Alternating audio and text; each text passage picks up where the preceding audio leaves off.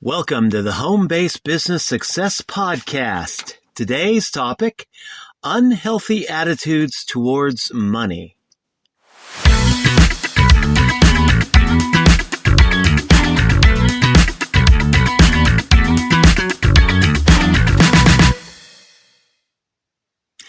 And good morning, everybody out there. This is Ralph from ralphshomebiz.com. And today's topic, we're talking about mindset and money, specifically unhealthy attitudes towards money. And what I'm going to share here is a short list, and by no means all-inclusive, but a short list of a few points talking about unhealthy attitudes towards money that can really set you back in life and especially cripple you as an entrepreneur. Because if you have any of these unhealthy attitudes about money, you will likely not really be able to succeed in life, especially in financial life, until you correct these attitudes. And I say that as a person who has had a lot of these attitude problems and know from personal experience how it can cripple you.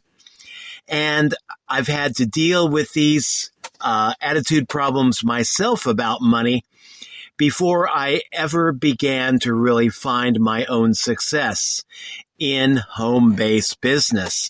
So let's go. Unhealthy attitude number one. The attitude, and this is one that you will hear talked about, preached in churches, preached in Sunday schools, a little bit of advice that will be doled out to people just anywhere and everywhere. But the attitude that money is evil and only evil people have money. Only evil people are going to get rich. And man, just an example of this that just popped up to me. In movies, a lot of times, a favorite line in a lot of old movies that I can remember, people saying, we're a poor family, but we're a proud family. I come from a poor but proud family. And they're talking about like there's a virtue, a virtue really in being poor. And this stems from that main unhealthy attitude about money, the attitude being that money is evil, and if you have money, if you have a lot of money, you must be evil. And this is based on a scripture. I don't have it in front of me right now, but a saying from Paul that a lot of people misquote. And the actual scripture is that the love of money is the root of all evil. And a lot of people will shorten it kind of unconsciously. They'll hear it and they'll share this quote a different way. They'll make it money is the root of all evil. And that's not really what that scripture says. The main saying of that scripture is that it's the love of money, the inordinate love of money that is the root of all evil, namely greed. And greed is recognized as one of the major cardinal sins in a lot of churches out there. But money itself is neither evil nor is it good. It's just a tool. A rabbi that I once heard talking about money said that money is energy. And energy is neither good nor evil. It's how you use it that can be deemed good or evil.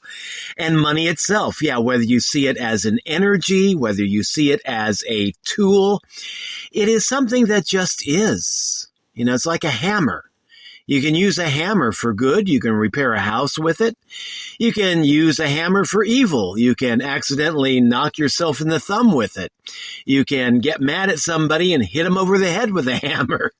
God forbid, don't do that. But it's just a tool. And money is the same way. Neither good nor evil. It's just a tool. It's how you use it that really matters. But there are a lot of people out there that were raised in Sunday schools, churches, families that really take that scripture, that misquoted scripture, to heart. And they will be teaching money is evil. It's the root of all evil. And only evil people have money. And that's another unhealthy attitude right there. All rich people, by that thinking, that line of thinking, all rich people must be evil. Because if they weren't evil, they wouldn't be rich. Only poor people are virtuous and all that. And that is a fundamentally flawed attitude. There are good rich people, there are good poor people, and there are evil rich people as well as evil poor people. It's not the money that makes people evil. It's what's inside their heart. And money, what that does, I've also heard it referred to as the great magnifier. It makes people more of what they are internally. You take a virtuous person who is virtuous, they get a lot of money, they do virtuous things with that money. You take a person who is at their heart and core not virtuous, evil, selfish, greedy, give them a bunch of money. Well, they're going to be even more evil and greedy and manipulative and all that.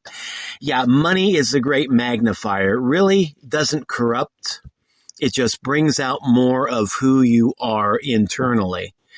So yeah, money, a lot of people will say that money is evil, but I say money is not. It's just a tool. It's how you use it that matters.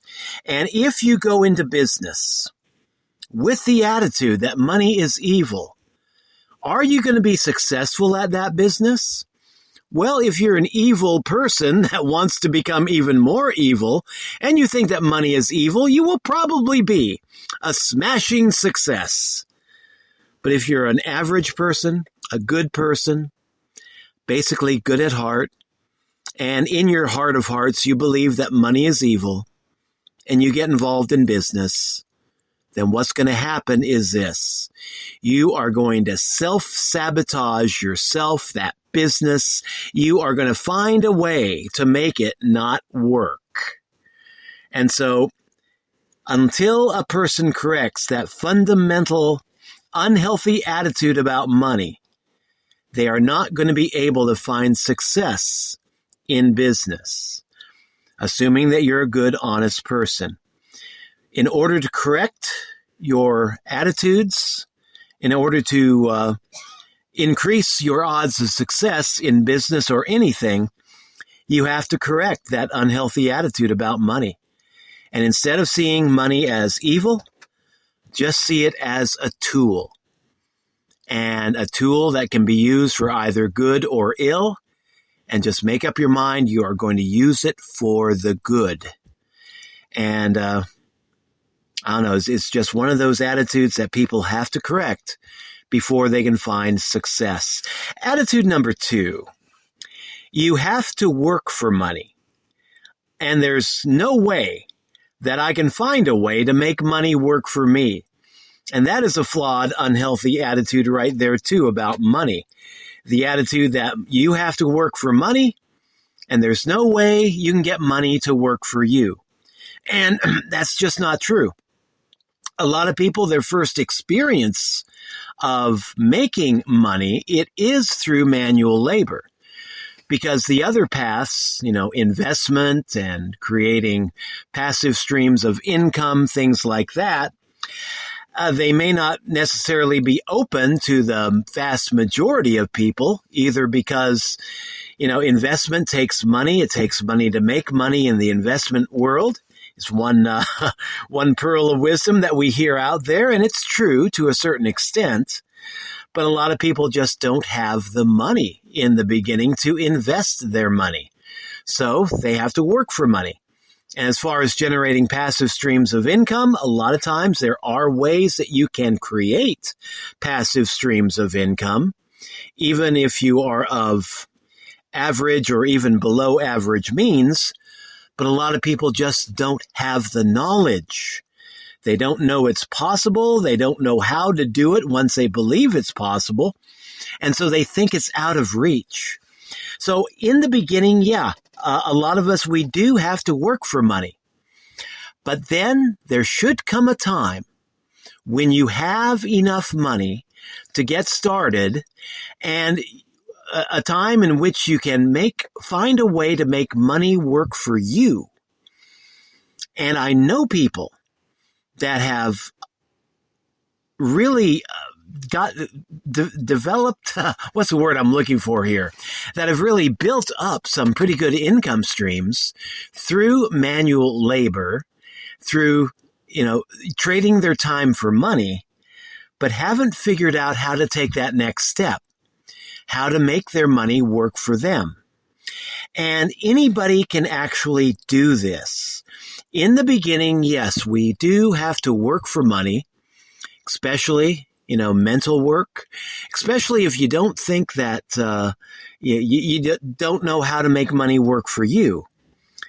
But we can take the next step and find a way to take money, even if it's only a small, amount, like $25 a month, $150 a month, $200 a month.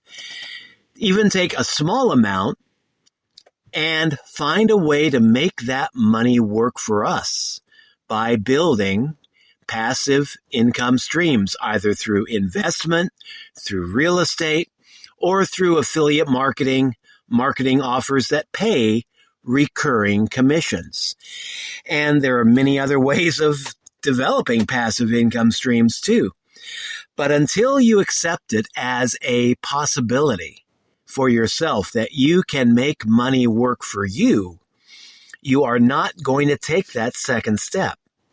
You'll be stuck in the first step of thinking you have to work for money all of your entire life, except maybe for the last final years when you can finally retire and enjoy a carefree life for 5 or 10 years, however long your time lasts.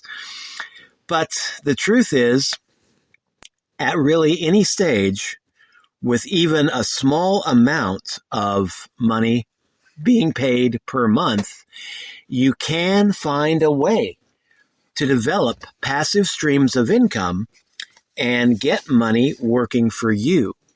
It's a process. It takes some work. It takes some retraining. It takes some mental retraining.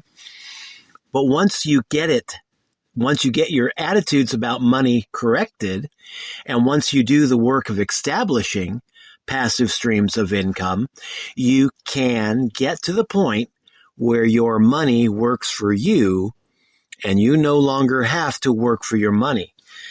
But, this is a virtue, and I do. I see manual labor as a virtue. I got started, my first several jobs were manual labor jobs. I didn't really get a desk job until I was in my 40s. But yeah, you can. There is a virtue in manual labor, but you don't have to stay stuck there. Manual labor may be where we begin, but we can take the next step to trade working for money to finding ways to make our money work for us. And once you get to that second step, you are liberated. You separate your time from your money, and you will find a sense of freedom that you previously probably never dreamed possible. But in order to get there, you have to correct that second unhealthy attitude. And that being, you can only work for money and you can never make money work for you. Second half of that is just blatantly untrue. I believe anybody with the knowledge, with the right skill sets, I believe anybody can find a way to make money work for them. They just need to get to that second step and take that second step. And again, I know people who spend their entire adult life working for money who never take that second step. Don't fall into that rut. Unhealthy attitude towards money, number 3. There is a scarcity of money. And because money is scarce, I can never have enough without doing something illegal or unethical. And I used to fall into this mind trap myself. I would look at statistics and, listen to gurus and some pretty good gurus too. As a matter of fact, Wayne Dyer was one of my favorite ones. But, people that say, be grateful for what you have, because so many people on this planet, 80, 90%, have less than you. And, it's even higher than that. If you, what was it, the saying of Wayne Dyer, if you have your own home, if you have a roof over your head, money in your pocket, food at your table, food in the refrigerator, you are ahead of about 90% or more of the other people on this planet. And yeah, there are people going through hard times, definitely. There's a lot of people out there with lack. But why is that? And I'm gonna leave that question unanswered. I want you to think of that. Why is there a lot of lack in our world? Is it because there is a scarcity of consumer goods? Is it because there's a scarcity of money? Is it because there's a scarcity of opportunity? Or is it because there is a superabundance of people out there who have a mindset of poverty and lack? And I think that's the reason. And I say that as a person that used to have that mindset of scarcity and lack. I used to think that, yes, since most of the world is poor, I should show my solidarity with the rest of the world by being poor. But then what helped to wake me up out of that is another quote by Wayne Dyer. How poor do you have to be before you can be helpful to other people? How miserable do you have to be before you can bring joy to the life of other people?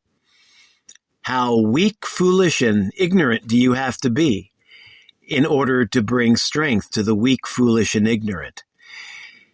And that, I'm really just paraphrasing that quote, but the main gist of that is that you can't help the poor by being poor.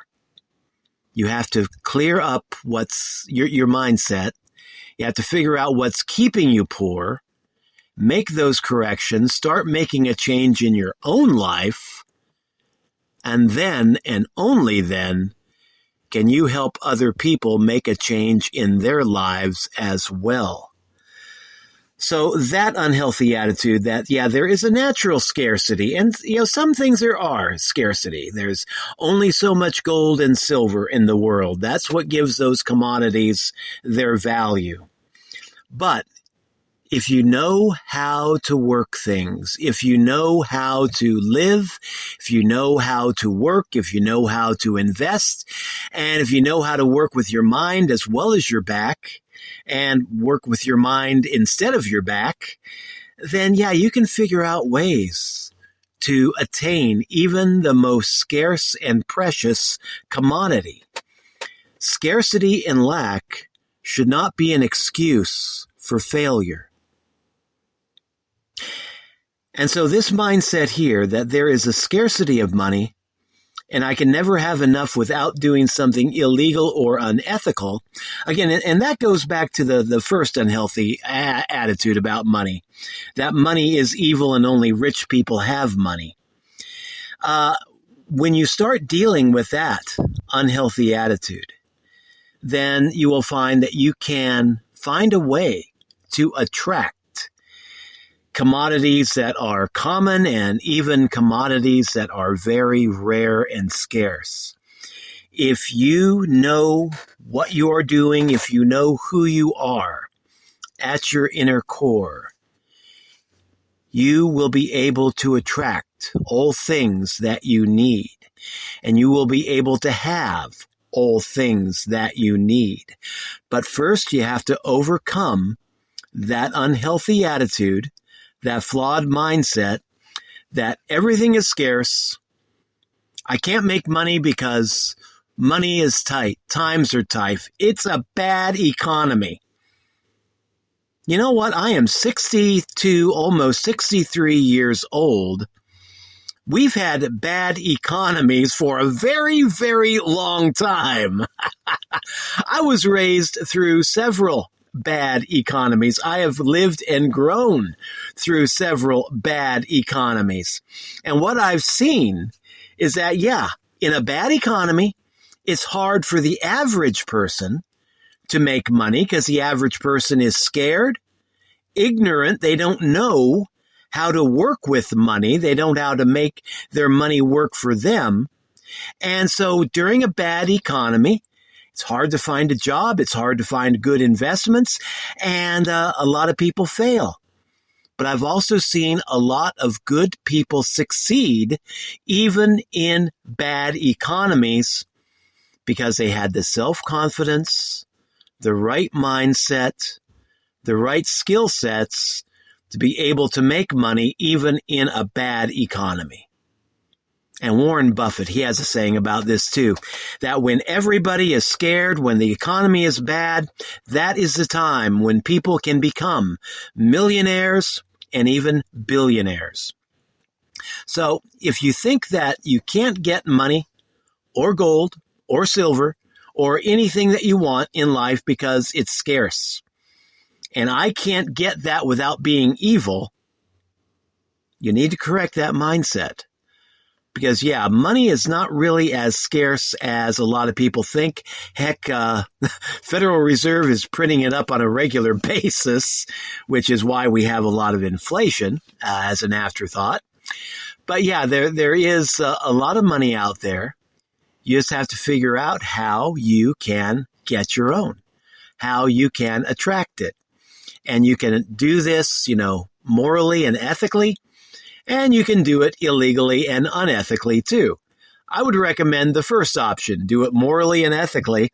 And there are good ways of attracting the money that you seek.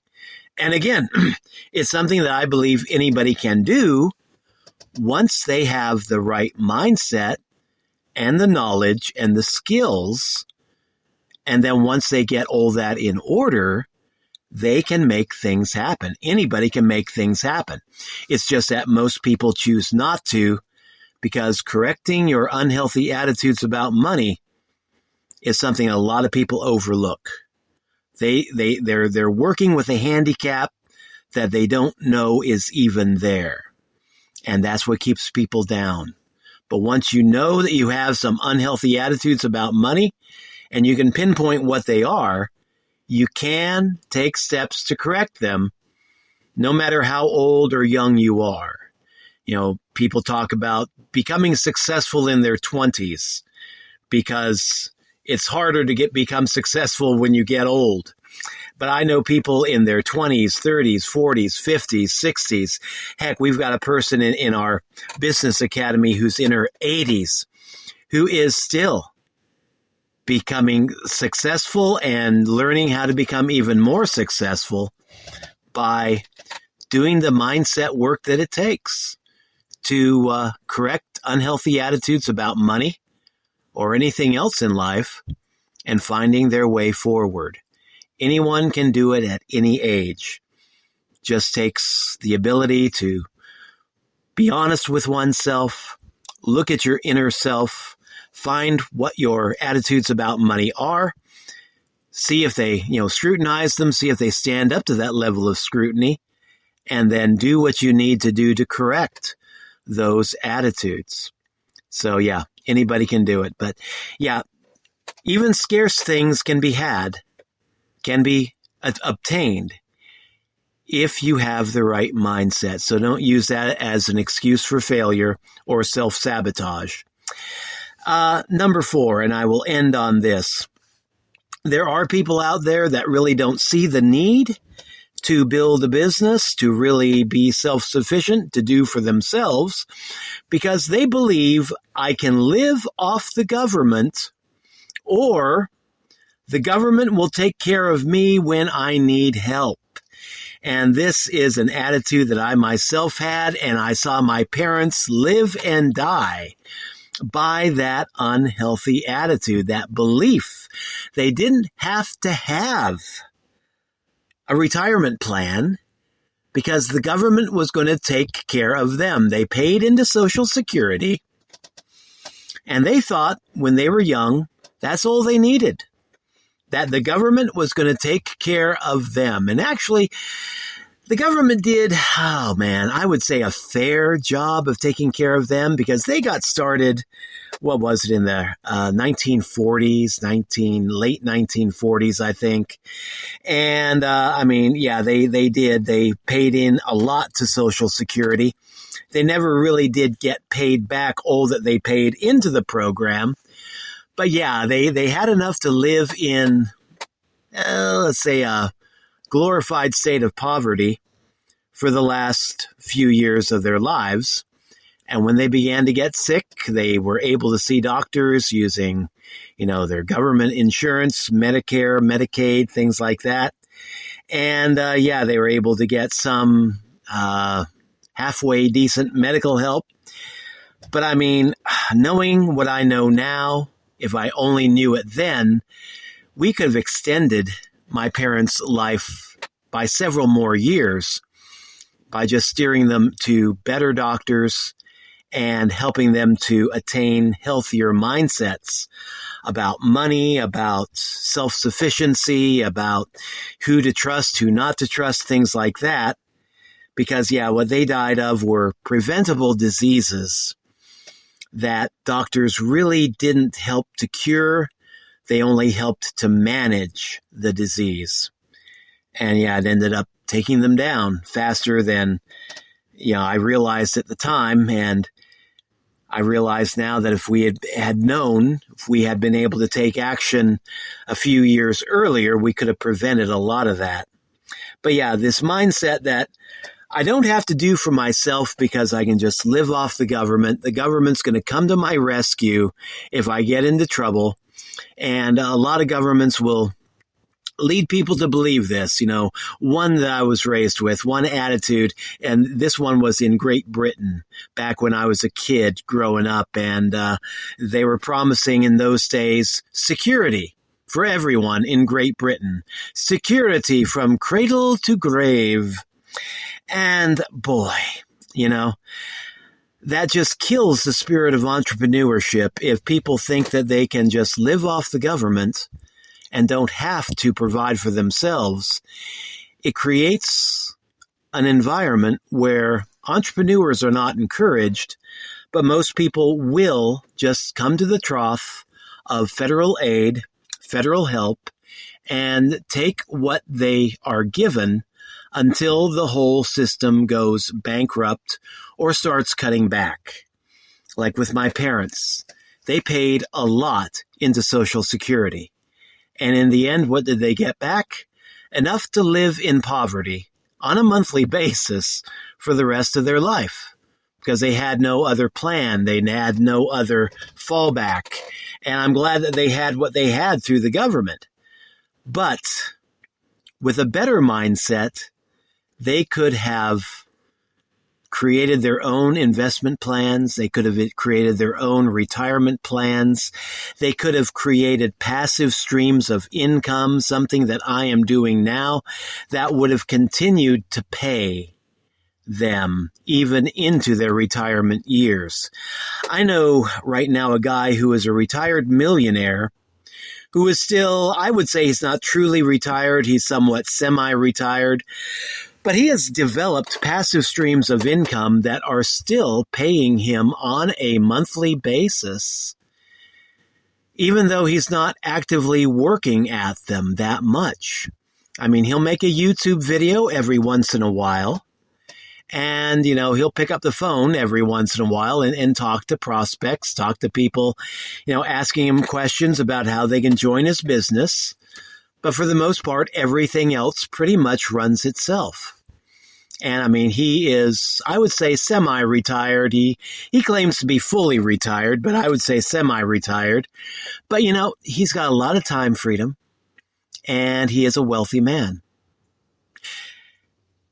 And he didn't get there by thinking I can live off the government and that the government will take care of me. He had to develop the attitude that I've got to take care of myself. I have to do this. I have to make it work. No one else is going to do it for me. So, yeah, it's good that we have social welfare programs, I believe, safety nets to where, when people fail, they can stand a chance of getting caught in those social safety nets.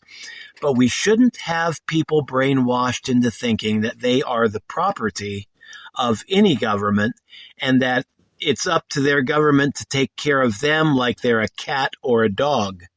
You're not a cat, you're not a dog, you're a human being, and you are capable of doing certain things for yourself. And it's only when people begin to take responsibility for their own lives and begin to do certain things for themselves that people can find true freedom. So that's the last unhealthy attitude about money. I don't have to make money because I can just live off the government. I can vote myself a better standard of living. And I used to have that. I used to have that mindset. I spent years and years and years living in poverty, working a manual labor job, actually several manual labor jobs, thinking that, okay, if we only had a better government, if we only had a better minimum wage, everything would be coming up roses. And then, just a few years ago, probably about 20 years ago or so, began to grow the mindset, began to wake up, actually, that, it doesn't matter who the president is. It doesn't matter who the Congress is made up of.